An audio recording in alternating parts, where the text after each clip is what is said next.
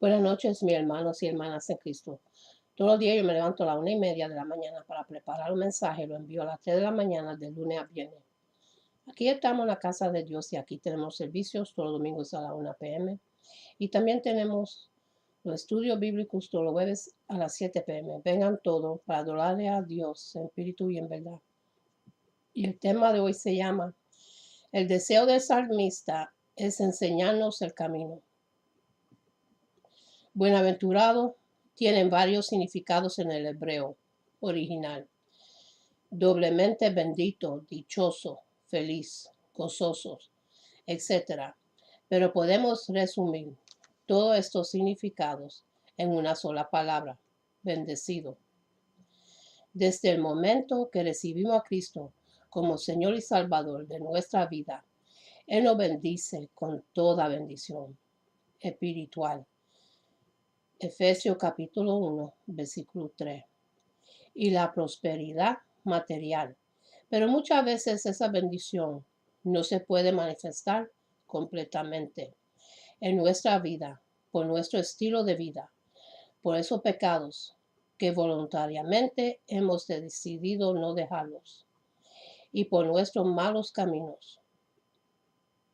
Pero en el Salmo 1 encontramos cuáles son las características o las condiciones para que esa bendición de Dios pueda ser una realidad en la vida de cada uno de nosotros.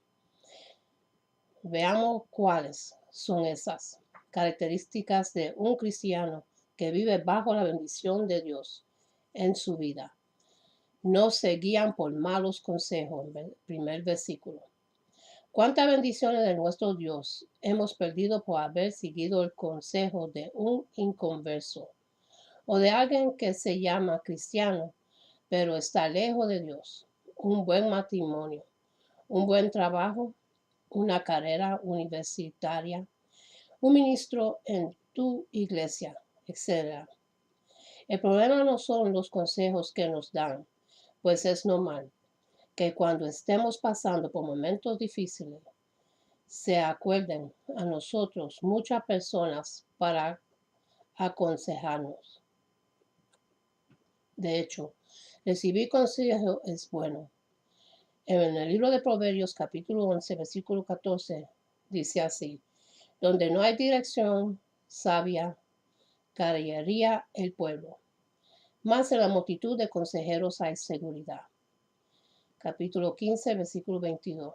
Los pensamientos son frustrados donde no hay consejo, mas en la multitud de consejeros se afirman. Y en Proverbios capítulo 24, versículo 6 dice así: porque en ingenio harás la guerra, y en la multitud de consejeros está la victoria. Pero los cristianos que quieren tener el respaldo de Dios en su vida, que quieren la bendición de Dios, toman los consejos que se apegan a la palabra de Dios, a la palabra de Dios, a su voluntad. Proverbios capítulo 19, versículo 21. El problema no son los consejos, sino cuáles vamos a seguir. No anden en caminos de pecadores. El libro de Salmos capítulo 1, versículo 1. ¿Cuántos cristianos quieren tener la bendición de Dios sobre sus vidas, pero no quieren apartarse de su malo camino? Es decir, quieren seguir viviendo como si no fueran cristianos. Y esos cristianos andan perdidos. ¿Y por qué perdidos? Porque andan en caminos que no deberían andar. ¿Cuántas veces escuchamos cristianos que se quejan que Dios no los bendice, que Dios no los escucha, que Dios no les contesta sus peticiones?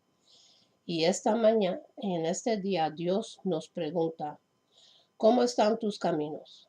Porque el varón buenaventurado es aquel que no anda en camino de mal. Queremos la bendición de Dios porque estuvimos sentados 1 hora y media en una silla en la iglesia, pero nuestro corazón está lejos de Dios. Evangelio de Mateo capítulo 15, versículos 7 y el 8. Y si nuestro corazón no está cerca de Dios, ¿de de quién está cerca, de la mundanalidad. Hoy en día es normal ver cristianos que frecuentemente van a discotecas, bares, que van a conciertos de rock, pero critican a los cantantes que le cantan a Dios, que los fines de semana no vuelven como cualquier persona que no conoce de Dios. Y luego van a sus iglesias a reclamarle a Dios por sus bendiciones. ¿Y por qué Dios no puede bendecirlos? En el libro de Santiago, capítulo 4, versículo 4, dice así: no se junten con los que se burlan de Dios. En el libro de Salmos, capítulo 1, versículo 1, es triste ver cuántos cristianos se tienen que escoger. Prefieren a sus amigos antes que a Dios. Prefieren la popularidad antes que a Dios. Prefieren la división antes que a Dios.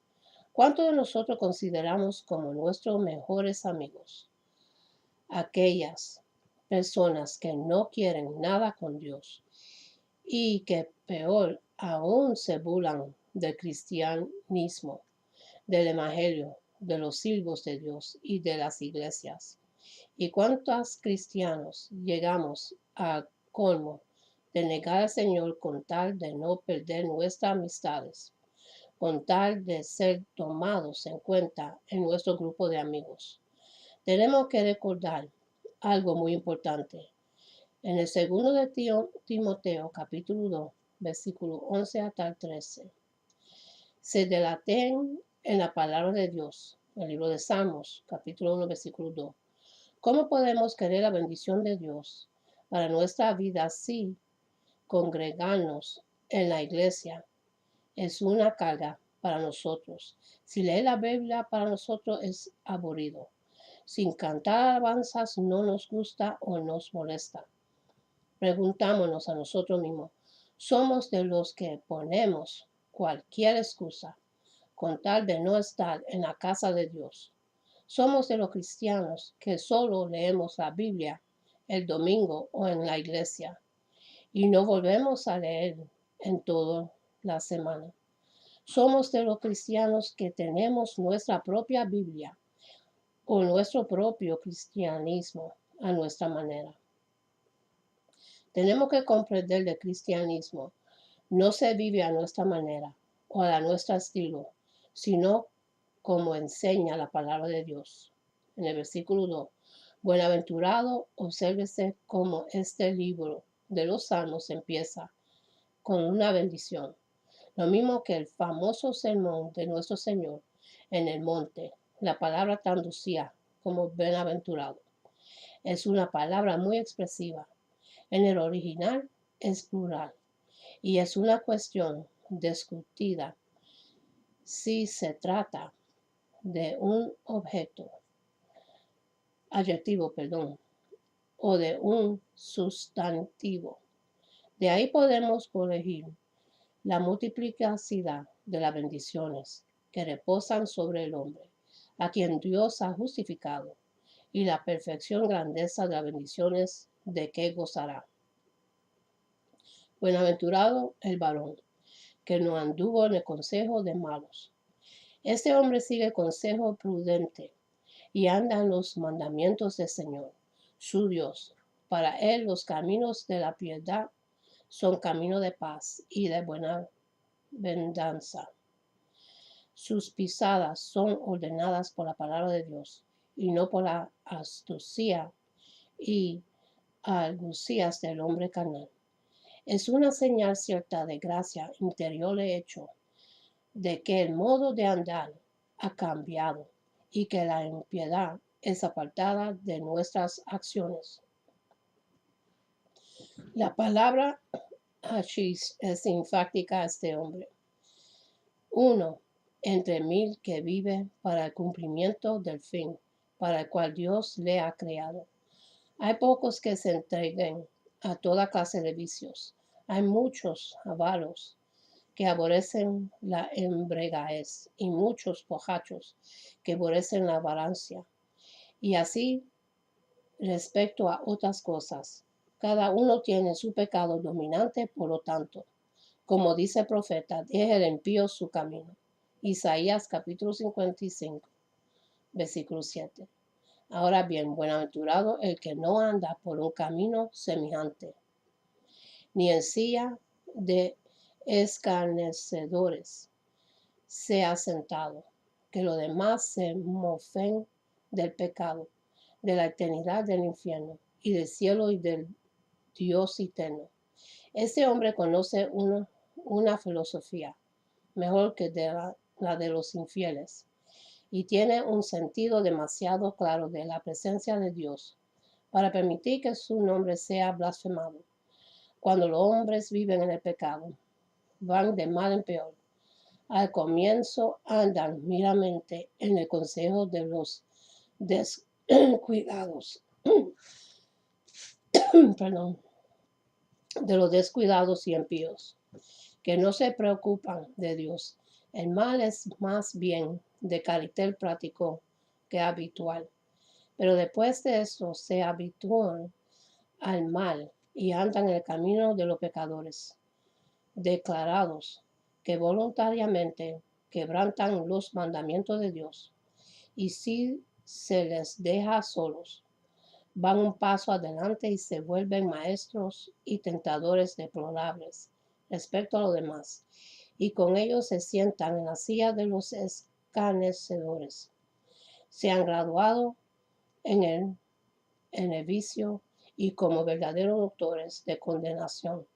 Se les ha concedido el título y los demás les consideran como maestros en Belial. Pero el hombre buenaventurado, el hombre que posee todas las bendiciones de Dios, no puede tener contacto con personajes, de esta clase. Se mantiene puro y libre de estos leprosos. Aparta las maldades del como, vestidos manchados por la carne, sale de entre los perversos y se va fuera del campamento llevando el reproche de Cristo. O si pudiéramos tener gracia para mantenernos separados así de los pecadores. El segundo versículo. Sino que en la ley de Jehová. La ley de Jehová es el pan diario del creyente verdadero. Y con todo en el día de David, que reducía era la cantidad de inspiración porque apenas había nada más que los 5 primeros libros de Moisés. ¿Cuánto más pues deberíamos alabar toda la palabra escrita, que tenemos el privilegio de poseer en nuestras casas? Pero ay, qué trato tan pobre damos a este ángel del cielo. No somos como los escudriñadores de Berea. En cuanto a las escrituras, cuán pocos hay entre nosotros que pueden reclamar la bendición de este texto. La voluntad a la que se alude aquí es el deleite del corazón y el placer cierto en la ley que no mira a lo que la ley promete, ni a lo que amenaza, sino solo a esto, que la ley es santa, justa y buena. De ahí que no solo es amor a la ley, sino que es un deleitarse amoroso en la ley, que ni la prosperidad, ni la necesidad, ni el mundo, ni el príncipe del mundo puede quitar o destruir, porque se abre camino victoriosamente en medio de la pobreza, la mala fama, la cruz, la muerte y el infierno. Y en medio de las adversidades es cuando brilla más. Y en su ley medita de día y de noche.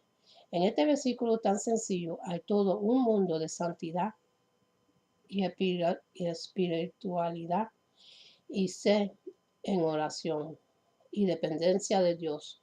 Nos sentamos y lo estudiamos, podremos contemplar mucho más de lo que se nos presenta a la vista. Es posible que cuando leemos o miremos veamos poco o nada. El siervo de Elías fue a mirar una vez y no vio nada, por lo que se le dio la orden de ir a mirar 7 veces. ¿Qué ves ahora?, le preguntó el profeta.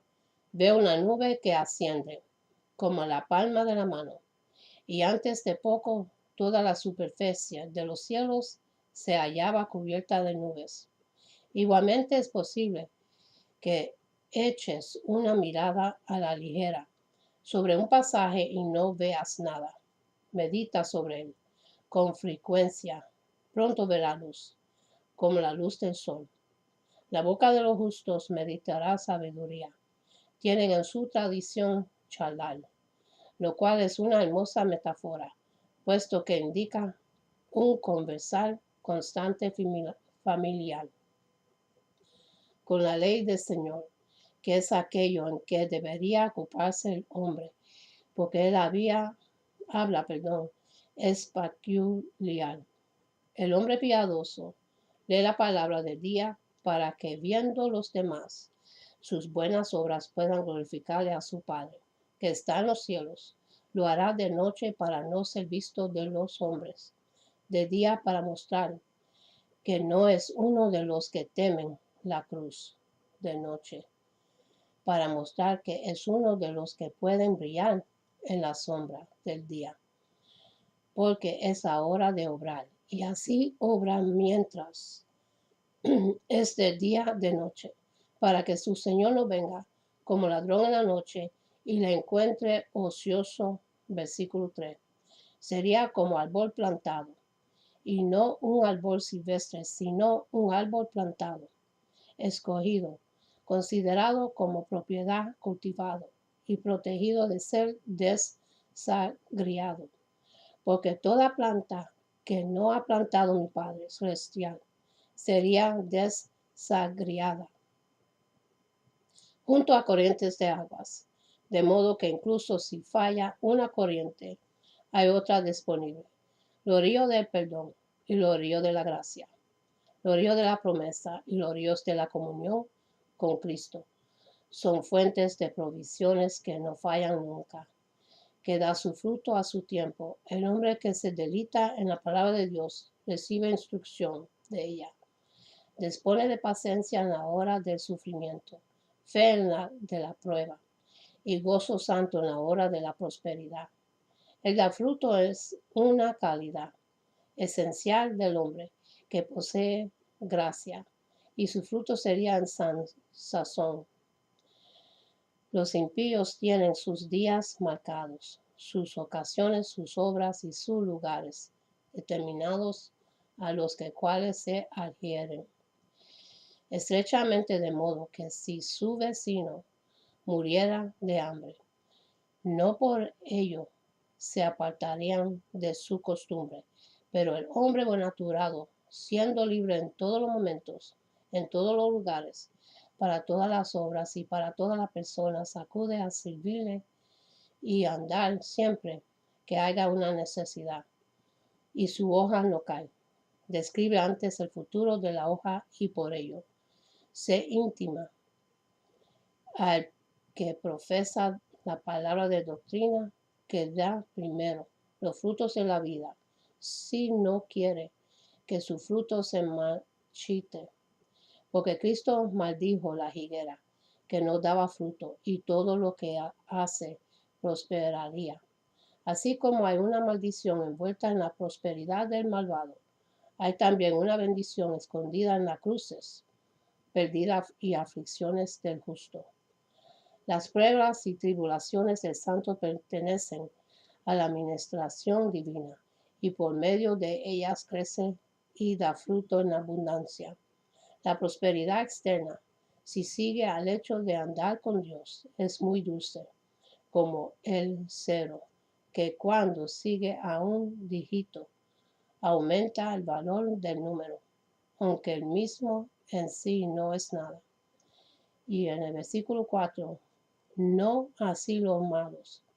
Nota el uso de la palabra malos o impíos, porque como hemos visto al comienzo del Salmo, estos son los principantes en el mal y son los pecadores que ofenden menos. Estos son los que preceden de Dios, aunque continúan sin alterarse en su moralidad. Si este es su triste estado, ¿cuál sería la condición de los pecadores francos y declarados? los infieles y reprobados, que son como el tamo. Este es su carácter intrínsecamente sin valor, muertos inútiles, sin sustancia, y llevados por el viento, que arrebata el viento. Aquí vemos su destino y condenación. La muerte los arrebatará con sus ráfagas terribles de fuego, en el cual serían totalmente consumidos. Aquí de paso podemos ver que los malos tienen algo de qué dar gracias, sin que lo sepan, que puedan agradecerle a los piadosos por los días buenos, que viven en la tierra, puesto que es por ellos y no por sí mismos, que gozan de lo que gozan, porque como el tamo, en tanto que está unido al trigo, goza de algunos privilegios por causa del trigo puesto cuidadosamente en el granero, pero tan pronto como he sido y separado del trigo, es echado y desamparado por el viento, así los malos, en tanto que se hallan en compañía de los buenos. En medio de ellos participan por su casa de algunas de las bendiciones prometidas a los buenos. Pero si los buenos lo abandonan o son apartados de ellos, entonces cae sobre ellos como un diluvio de fuego, como ocurrió a Sodoma cuando lo abandonó y se fue de la ciudad. En el versículo 5, por tanto, no se engulirán en la congregación de los justos. Toda la iglesia tiene un demonio en ella. La cizaña, crece en los mismos surcos del trigo. No hay ninguna era que haya sido limpiada del todo del tamaño. Los pecadores se mezclan con los santos y la escoria con el oro. Los preciosos diamantes de Dios se hallan todavía en el mismo terreno que los guijarros. Los pecadores no pueden vivir en el cielo. Estarían fuera de su alimento. Sería más fácil para un pez vivir encalmando en un árbol que para un malvado vivir en el palacio. Y en el versículo 6, porque Jehová conoce el camino de los justos, o como el hebreo, aún de modo más pleno. El Señor es conocedor del camino de los justos. Él está observando constantemente su camino y aún el camino pueda pasar por entre la niebla y la oscuridad. Todo el Señor lo conoce, mas la senda de los malos conduce a la perdición. No solo van a perecer ellos mismos, sino que también perecía su camino. El justo cincela su nombre en la roca, pero el malo escribe su recuerdo sobre la arena. Y con esto termino. Y ahora para los que quieren recibir a Jesucristo en su corazón, para que puedan recibir la promesa que Él nos da, para vivir por toda la eternidad y para que su nombre esté escrito en el libro de la vida. Repitan conmigo la oración de salvación. Y dice así: Padre Celestial, en el nombre de Jesús, yo me arrepiento de mis pecados y abro mi corazón para que Jesús venga dentro de mí. Jesús, tú eres mi Señor y Salvador. Creo que moriste por mis pecados y se levantó de los muertos. Lléname con tu Espíritu Santo. Gracias, Padre, por salvarme. En el nombre de Jesús. Amén. Y para los que quieren renovar su voto, lo único que tú tienes que hacer es confesar tu pecado, arrepentirte y Dios te recibe con los brazos abiertos porque no quiere que nadie perezca. Y ahora vamos a comenzar en las oraciones. Primero vamos a hacerle Padre nuestro. Padre nuestro que está en los cielos, santificado sea tu nombre. Venga tu reino. Hágase tu voluntad en la tierra como en el cielo. Danos hoy el pan de este día y perdona nuestras deudas, como nosotros perdonamos nuestros deudores. Y no nos dejes caer en la tentación, sino que líbranos del malo. Amén. Y ahora vamos a hacer una oración para los enfermos. Oh Padre Santo, Dios de Abraham y Dios de Israel. Oh Padre mío y Señor mío, vengo, mi Dios, delante de ti para pedirte tu ayuda y tu misericordia, que es infinita, y tu amor. En tu nombre, mi Dios, envío tu palabra, la cual jamás regresa vacía, porque hará lo que tú dices en ella y lo consumirá. Porque tú eres altísimo sobre la tierra y toda la creación, y está tu palabra ahora mismo que yo estoy enviando, en el nombre que es sobre todo el nombre poderoso de Jesús de Nazaret, hacia todo enfermo, ya sea físico o espiritual, sabiendo y creyendo que tu palabra como espada afilada penetra así lo más profundo de lo que es enviada, y reconociendo tu poder, Padre mío, y reconociendo, Padre, tu fidelidad, para que cada enfermo en este mundo sea sanado, sea restaurado. Hacemos un llamado de victoria en sanación, declarando es hecho por el poder de tu Santo Espíritu, ahora mismo en todo lugar y a toda criatura, hecha de tus manos, de tu creación, oh Padre mío. Declaramos santidad, Padre Santo, en el nombre de Jesús de Nazaret. Amén y amén. Unánimo, amado, en esta oración. La oración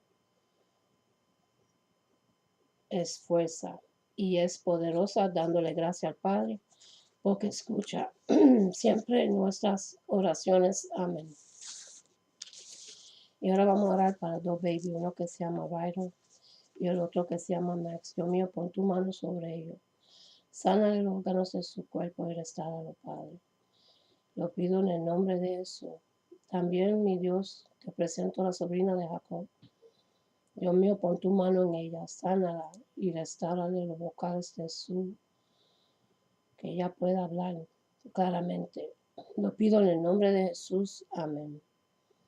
Y ahora vamos a hacer una oración para los matrimonios que están en conflicto.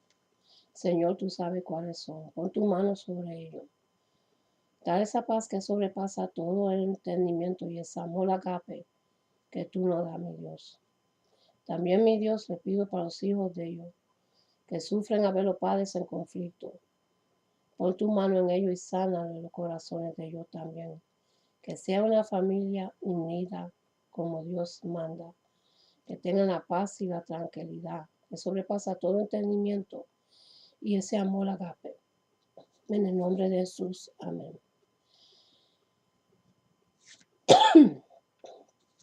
Y ahora vamos a hacer una oración para los que están en el vicio de droga y alcohol, que es una epidemia que coge en todos los países de este mundo. Dios mío, pon tu mano sobre ellos, Padre. Rompe las cadenas de la adicción de drogas y alcohol. Sánalo, Padre Santo. Son personas que han sufrido tanto y buscaron refugio en el mal camino donde no hay refugio. Ayúdalo, mi Dios, porque muchos están luchando para dejarse vicio. Sánalo, Padre, restáuralo. Lo pido en el nombre de Jesús. Amén. Y también, mi Dios, te presento los que están en la cárcel y son inocentes y han estado ahí por muchos años, injustamente, Señor. Pon tu mano en ellos. Abre las sendas de la cárcel, como hiciste a Pablo y Silas en la Escritura. Libéralo, mi Dios, que queden libres, Padre, para que puedan regresar a sus hogares con sus familias. Lo pido en el nombre de Jesús. Amén. Y ahora vamos a hacer una oración que es de bendición para el pueblo de Dios. Y esto Jehová se lo entregó a Aarón y Moisés cuando estaban en el desierto. Y esto es para cada uno de ustedes. Se consigue en el libro de Números, capítulo 6, los versículos 24 hasta el 26. Y dice así: Jehová te bendiga y te guarde. Jehová haga resplandecer su rostro sobre ti y tenga de ti misericordia. Jehová hace sobre ti su rostro y ponga en ti paz. Que Dios me lo bendiga, me lo guarde. Y acuérdense a darle gracias a Dios por otro día más de vida, porque hay muchos que están enfermos y están luchando por su vida. Busquen de Dios ahora que lo pueden conseguir, porque ya estamos en los últimos tiempos. Todo lo que está en su palabra se está cumpliendo hoy hasta todavía. se están cumpliendo hoy en día. Y hasta la próxima. Amén.